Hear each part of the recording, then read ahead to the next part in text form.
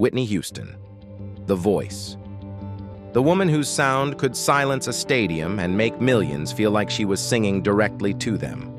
Think of "I Will Always Love You," that breathtaking high note that still gives chills decades later. Imagine the electricity of her standing under the bright lights of Madison Square Garden, every eye fixed on her.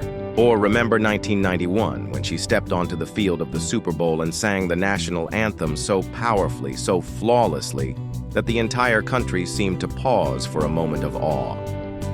Now picture this. Instead of the roar of a packed stadium, she walks into a small bar. The lights are dim, the stage is barely big enough for one microphone, and a neon sign flickers "Karaoke Night." And there she is, Whitney Houston, ready to host, ready to encourage everyday people to sing their hearts out. Don't forget to like this video, subscribe to the channel, and tell us in the comments, which celebrity should we imagine living an ordinary life next? The bar is buzzing with chatter, glasses clinking, and the low hum of an old jukebox. Then the door opens, and Whitney Houston steps in. She's not in a glittering gown this time, just a simple yet stylish outfit. Her presence alone enough to turn heads. Conversations fade. Someone whispers, "That can't be. Is it really her?" Whitney picks up the microphone like she's done it 1,000 times before. She flashes that radiant smile, the same one that once lit up arenas. And suddenly, the whole room feels like Madison Square Garden. "Welcome, everyone," she says warmly. "Tonight isn't about perfection. It's about joy. It's about love. So sing your hearts out." For a moment, the little bar transforms into a cathedral of music. No stage needed. Whitney's presence makes anywhere feel grand. The first brave soul steps up, nervous and trembling. It's a middle-aged man clutching the microphone like it might explode. He mutters, "I can't really sing." Whitney leans in, voice soft but firm. "Baby, learning to love yourself is the greatest love of all." The man blinks, exhales, and begins. And off-key, shaky, but Whitney claps along, swaying to the beat, turning his fear into courage. She drifts around the room, encouraging each singer like a mentor. With the shy teenager, she harmonizes a gentle backing vocal, giving her confidence to keep going. With the group of friends belting 80s classics, she dances beside them, laughing so freely the audience can't help but join in. Every note, every laugh, carries a piece of the Whitney who once stood before millions. But now, her gift is personal, lifting one trembling singer at a time. Of course, no karaoke night is complete without a little chaos. A man in a wrinkled suit stumbles onto the stage and, of all songs, chooses "I Will Always Love You." The crowd groans, already bracing for disaster. He starts, flat, offbeat, painfully out of tune.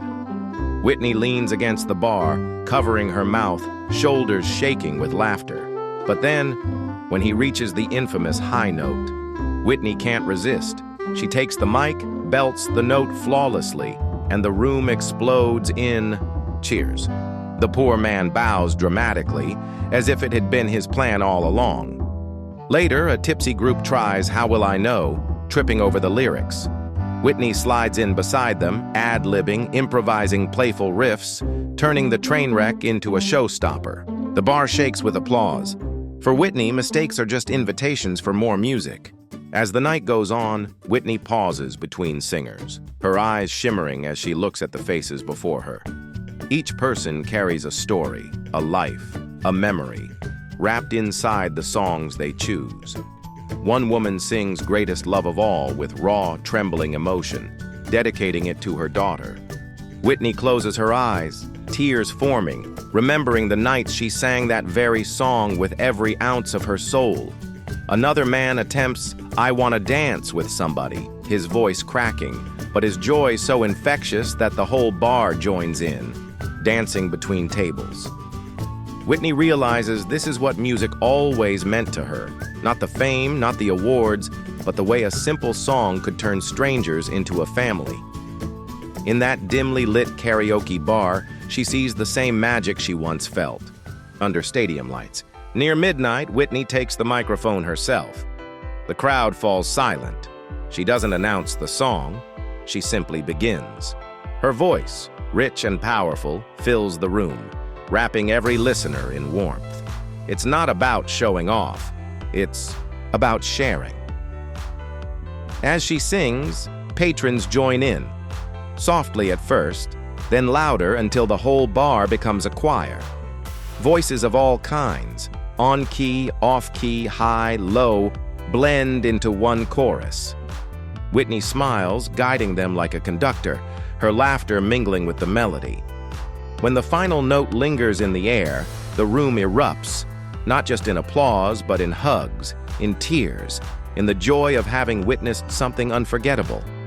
Whitney sets the mic down, whispering, "Music is love, and love never dies."